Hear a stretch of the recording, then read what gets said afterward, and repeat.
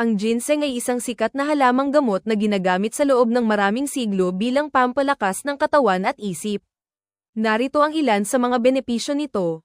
Pampatalas ng isip, nakakatulong sa pagpapabuti ng memorya, konsentrasyon, at mental clarity, kaya mainam para sa mga estudyante, propesyonal, at matatanda.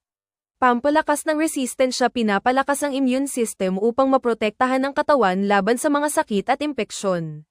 Boost ng enerhiya, tumutulong sa pagpapalakas ng katawan, nakakatulong sa mga taong madaling mapagod o may mababang energy levels. Pangontra sa stress, bilang isang adaptogen, tinutulungan ng ginseng ang katawan na mas makayanan ang stress at mabawasan ang mental at pisikal na pagkapagod. Balancing blood sugar, may mga pag-aaral na nagpapakita na maaaring makatulong ang ginseng sa pag-regulate ng blood sugar levels, na mahalaga para sa mga may diabetes o gustong panatilihin ang tamang blood sugar levels. Tuklasin ang bisa ng ginseng para sa mas malakas na katawan at mas matalas na isip. Mag-subscribe para sa mas maraming health tips.